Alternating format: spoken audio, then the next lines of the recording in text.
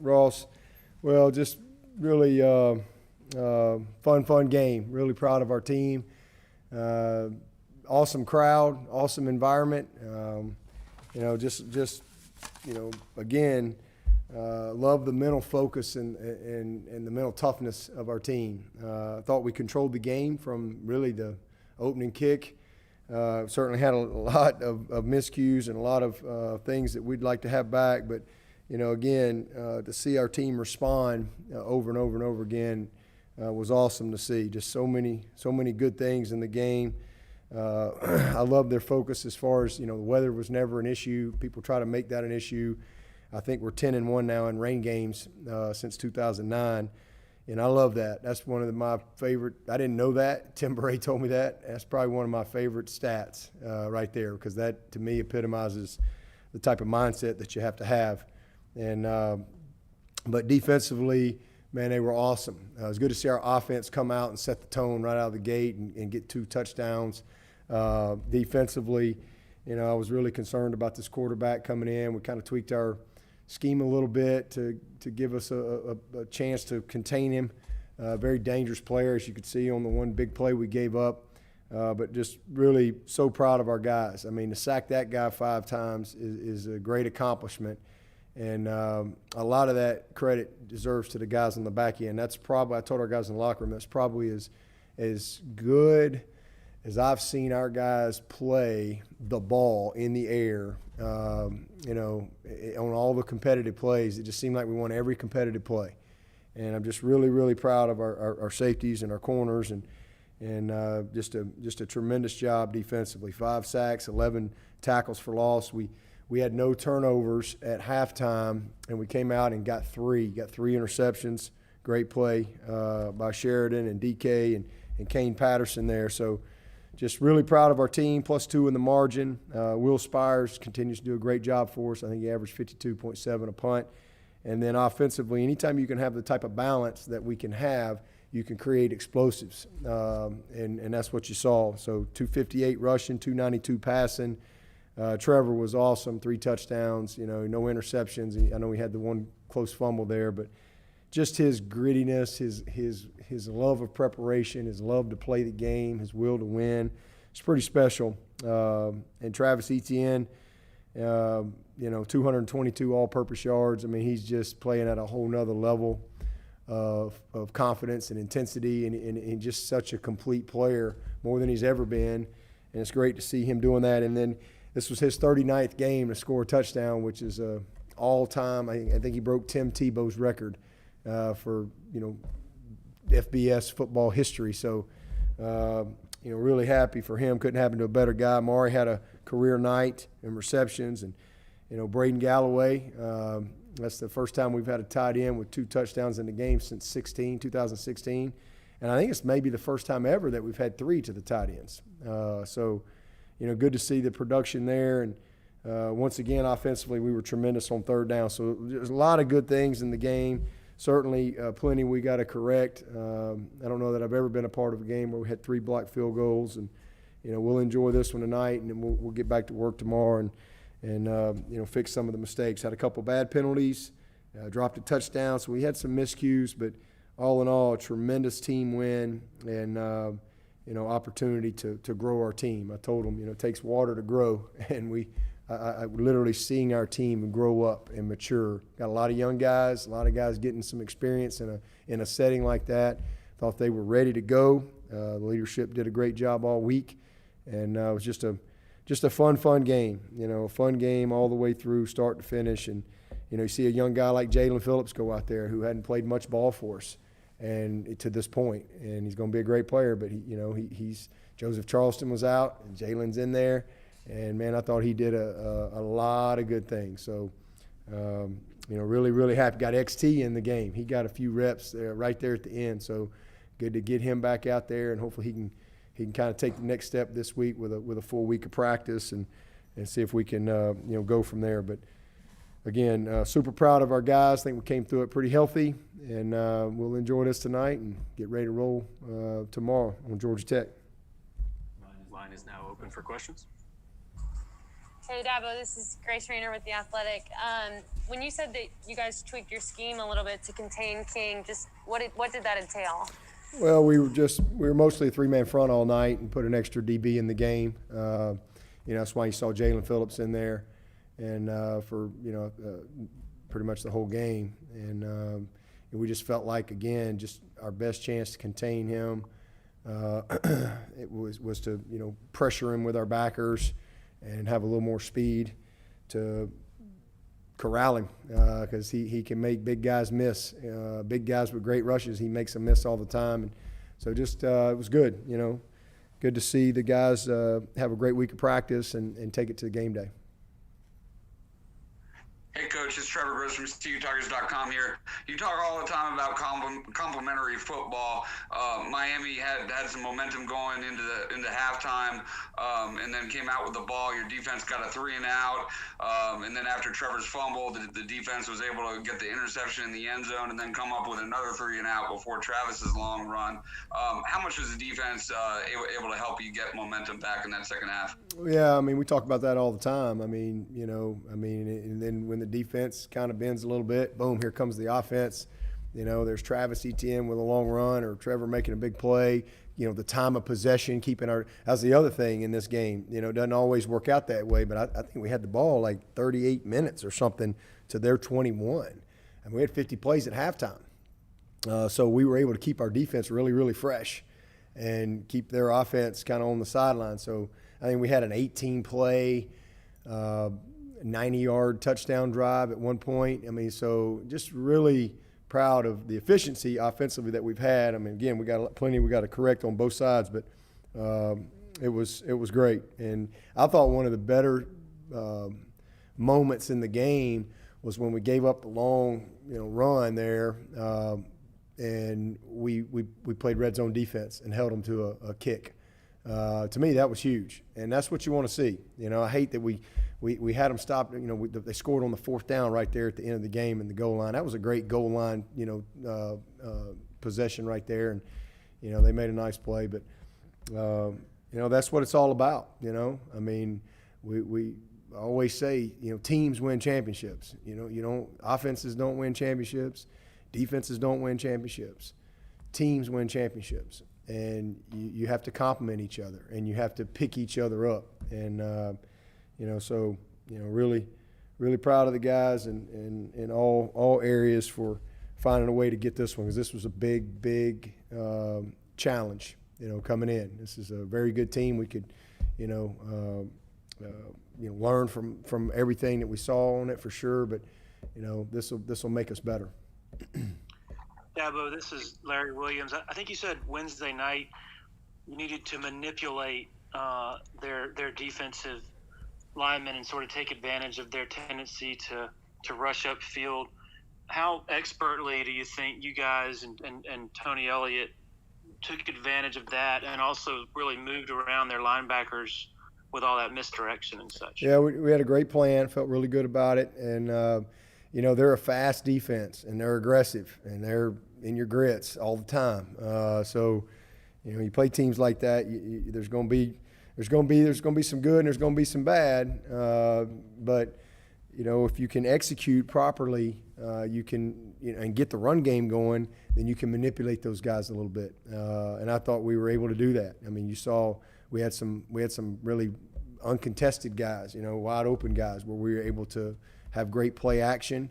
We had some motions built in and different things.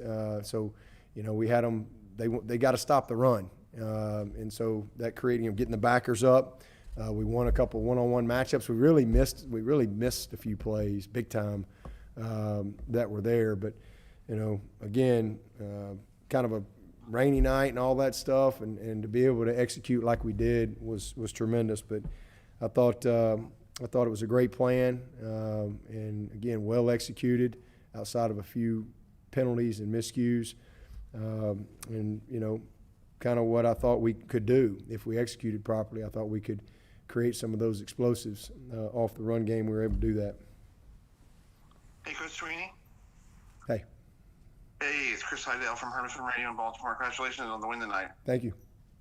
Talk about your defense. I want to use a baseball term or a football term. Was this the best game the defense has played, like a perfect game in bowling, or tonight with you guys shutting down a option type quarterback like King who couldn't wreak havoc in the backfield? Well, no, we didn't play perfect. Brent will be the first one to tell you that. We gave up 10 points. So, because the other one was on me. But we gave up 10 points, gave up a couple big plays there, and just really a tremendous, performance, but plenty that we can correct. Plenty that we can correct. But, it was what we needed for this game, and really proud of our guys for getting it done. Abbo, this is Matt with the State. What did you think of the way Trevor played today and the toughness that he showed coming back after taking that? Yeah, he got the breath knocked out of him. I thought he milked that a little bit. That's what I told him.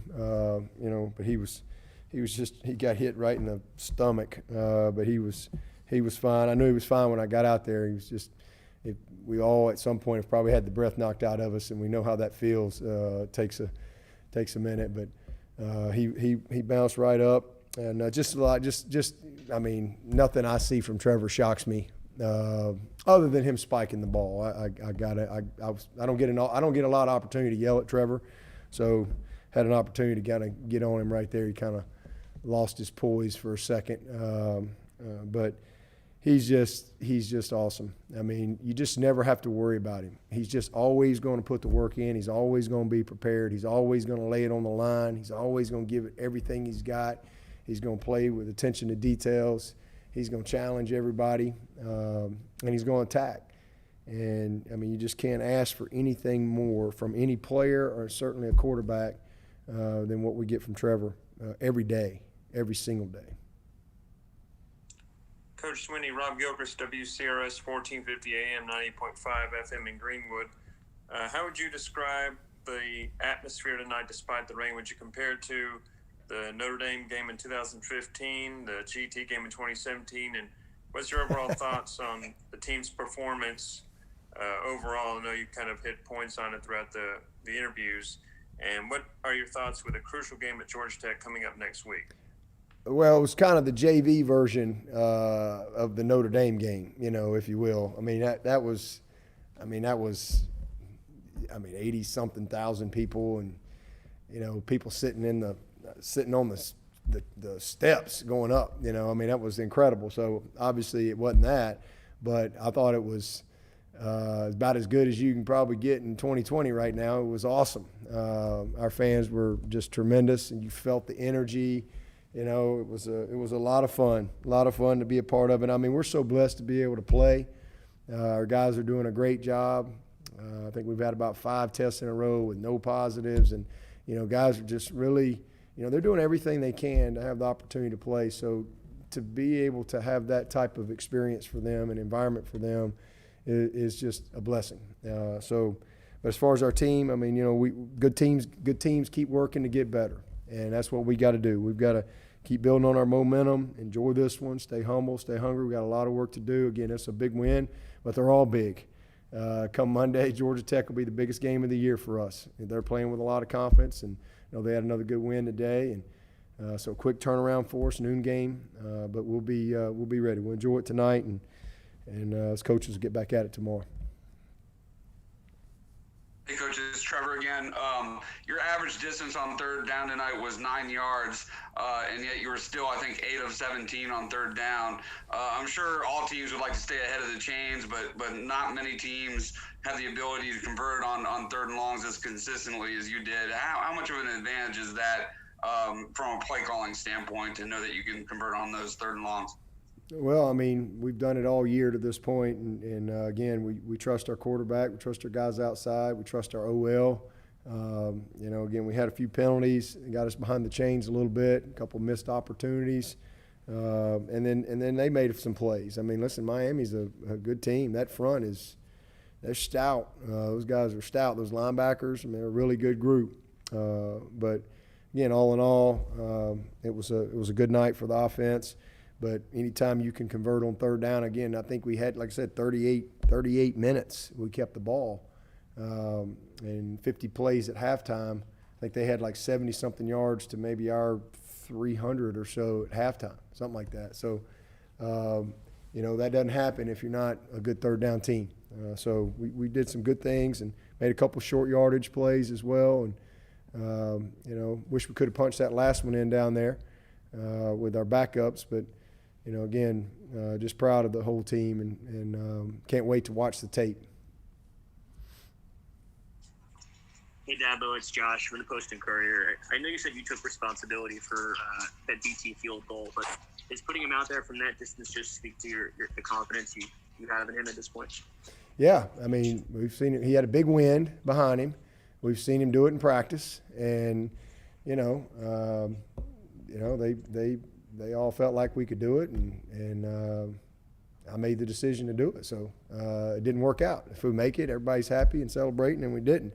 And that was a bad decision on my part. But absolutely, he can make that kick. There's no doubt about it.